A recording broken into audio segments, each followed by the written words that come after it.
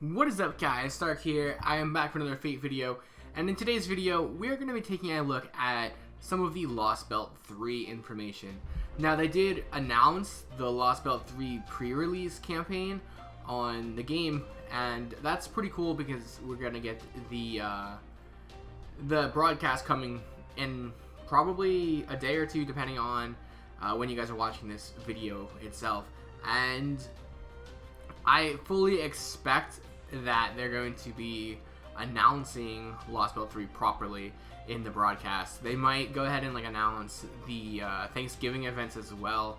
But for the most part, I'm expecting to see a lot of Lostbelt 3 information come out. And because of that, I'm just going to make a quick little video here about some of the information you guys can expect for Lostbelt 3. And of course, I will make a video tomorrow when the stream happens, and then I'll also be live streaming the broadcast as well. So a lot of information to cover. So we're going to go ahead and make this video real fast just because of that. Alright, so we do have Lostbelt 3 information here on the screen. I'm going to go ahead and go through the stuff that's actually announced first, and then we'll talk about the stuff that is expected to get announced when Lostbelt 3 officially rolls around. So for the campaign summary, this will be from the 18th, which is the day of recording today, until December 2nd. Now, don't be alarmed. This doesn't mean that Lostbelt 3 is going to come out on December 2nd or December 3rd. We will get Lostbelt before this event ends. I'm pretty confident in that. Like JP, the same thing happened as well, where the pre-release campaign lasted and they got Lostbelt, both parts of Lostbelt before it ended. So it should be the same for us. I'm not really expecting anything different for NA. Anyway, so there's a little bit of a campaign here. The first one's going to be the limited time Part 2 Chapter 3 pre-release master missions. So you're going to get a couple of master missions available starting tonight at reset, as of this recording anyway. And you'll be able to complete them and get 10 Saint Cords. So, you know, there's going to be a bunch of Saint Cords that we'll be able to get, and we'll be able to throw them at the new Lostbelt banners, which we'll be talking about in a little bit. But yeah, just for clearing Lostbelt number 2, you'll be able to get 10 Saint Cords, which is pretty nice, honestly. So Part 2 is going to be Chapter 3 pre-release consecutive login bonus. So for consecutive login bonuses, you'll get, rewards. So you'll get a bunch of fruits, which will be, very helpful if you do decide to use them for the story, or if you decide to hang on to them for the lottery event that we may or may not get later on in this month or next month, depending on if we actually get the event. So if you know, you know. If not, we'll talk about it in a different video.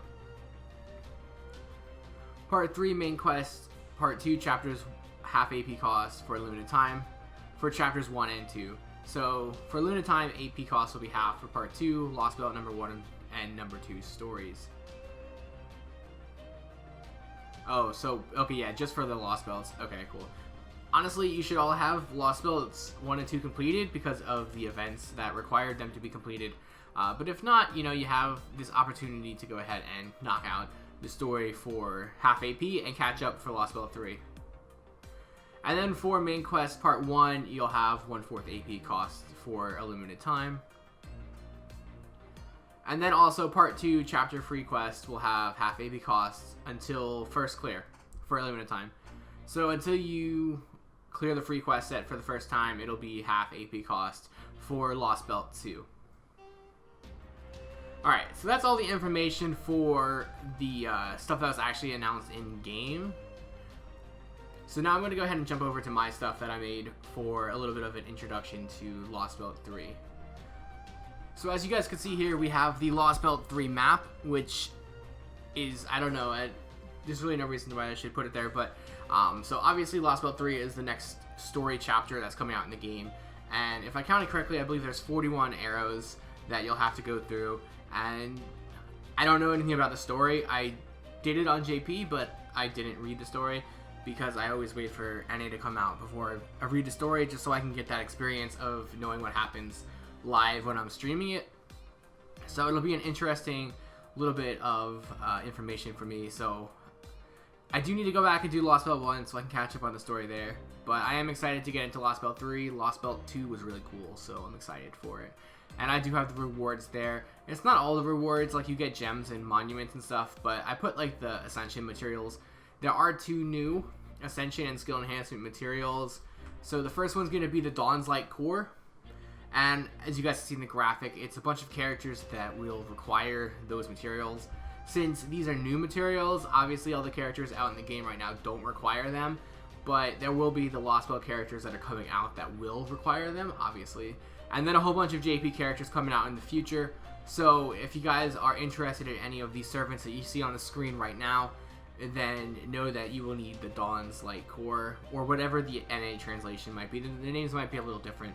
But for the Dawn's Core, you'll need for these servants. So just take a look at the list, and if you want any of those characters, just make sure you start stocking up and saving up on them. The next Ascension Skill Enhancement material item for Lostbelt 3 is going to be the Quiet Antique Bell. And once again, I have the characters that require them on the screen right now. Next up, we have a pretty big update to the game. Now, I should point out that a lot of updates that JP got for Lostbelt 3 we already have. So there's not as much for us, and maybe they'll throw in other things that JP already has that we can get a little bit early. But we won't know about that until we get there. But for now, this is a pretty big one, and of course, there's no guarantee that we'll actually get this stuff, but they did get it in JP around this time for Lostbelt 3, so I'm going to go ahead and put it here. And this will introduce a new item called the Dream Flame of Caldea, and what this does is it'll, like, expand a character's bond cap. So you have the Grails to increase your servant's level cap, you know, go from 90 to 100, and this will do the same thing for the bond level. So once you get a servant to level 10 bond, you'll be able to expand that and open up a new level spot to 11, as you can see on the graphic here. Now you can do this up to 5 times and get to bond level 15 for each servant. Each time you do it, you'll get 1 level. And the benefits of this is every time you hit like the next level, so 11, 12, 13, 14, or 15, you'll get 30 Saint Quartz. So if you pop this on a character that you use very frequently, like a Scotty or a Merlin or a Waver, or, you know, some servant that you always have in your team, then naturally you're just going to go ahead and get these 30 Saint Quartz. Now to start with, they are going to have one available in the Mana Prism shop. I believe it costs 1 Mana Prism. So for now, that's all you're going to have to do. But eventually, as the game progresses, you'll be able to get more of these and use these for your bond increase. And essentially all it is just a way to progressively get more Saint Quartz as you play the game. So next up, we have 2 new pickup summons that will be available in the game. They will not come out at the same time. One will come out 1 week, and then presumably we'll get the second part of the banner for the second week. So this will be the characters that are centered around Lostbelt number 3, and these are characters that are all pretty solid, but there's one I think that most people are going to definitely be going for. And the other ones are kind of just characters that you would just go for if they're like a really cool character in your opinion, or some character you'll come back and get later, or maybe they're just characters that you just happen to pull and you end up getting them in, like, pulling for other characters. I've said it before, I'll say it again, I'm really bad at pronouncing these names. I'm really bad at Chinese pronunciation, so I do apologize. But for now, I'm going to go ahead and go through them a little bit. I'll do proper character spotlights for the characters once they come out, and, you know, I'll be able to dedicate a full video to them. But for now, it's just a little bit of an overview showing you guys what characters are coming out. And this is a little bit of a different format, so I already see a few things in here I'd like to tweak for the next one when I do this. But for now, I hope you guys enjoy what it is. So the first character that comes out is going to be a 5-star Berserker, and it's going to be Yang Yu. And he's a pretty cool character. I do think he gets outclassed by a lot of other Berserkers in the game. But for his skills, he's going to be able to apply evasion to himself, increase his critical strength, and then he'll be able to increase his own quick and buster card effectiveness as well as his critical strength. And he'll be able to get stars and ignore invincibility. So, you know, he's a pretty standard Berserker doing a lot of really good damage. And, you know, anytime you have a Berserker that has some sort of survivability or evasion, that's always a pretty good thing. Next up, we have a 4-star Saber, who's going to be Lin Ling Wang. Now, this one of the first batch is the one that I want the most, I guess. My plan for the Lostbelt is to pull on the second banner first, and then I might go back and pull on the first banner afterwards. But I do think he's a pretty good character, pretty good saber, and, you know, as far as 4-star sabers go, I think he's pretty good as well. He's able to have a pretty good amount of survivability with that invincibility to himself while increasing his own, you know, party's attack. He has a NP battery that can be used on anyone on your team, and he also has the Aussie buff where he can increase the buff success rate for an ally. So now you're not completely dependent on using Aussie for like buffs like that.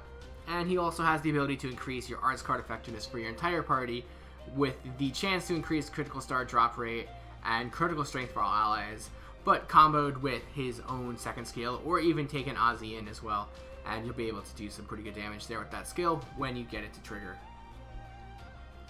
And then finally we have Shin Ling Yoo as the 4-star Lancer, rounding out part 1 of the banner.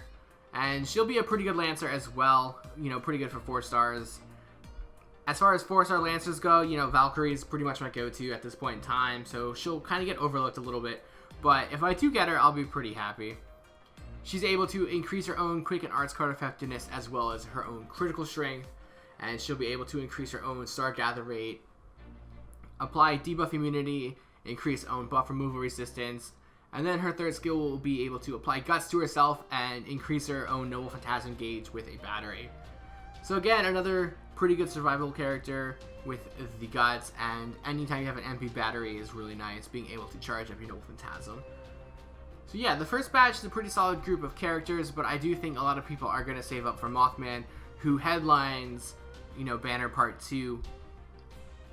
So Mothman is a really good solo character. He's a ruler, so he's going to be really hard to kill, and his skill set is just so annoying, I guess, for enemies to deal with. He's able to decrease the gauge of all enemies while decreasing their own defense, and then he also can stun the entire team while increasing his own attack at the same time. And he does have an MP battery. He can remove his debuffs on him, and he heals himself. So this guy has a lot of really cool things, and the best part about him is that he targets the entire team as opposed to just targeting one enemy. So you know, he's really cool. I really can't wait to get him. And honestly, I have a lot of videos that I want to make with him, so hopefully I can get him and I can, you know, make that happen.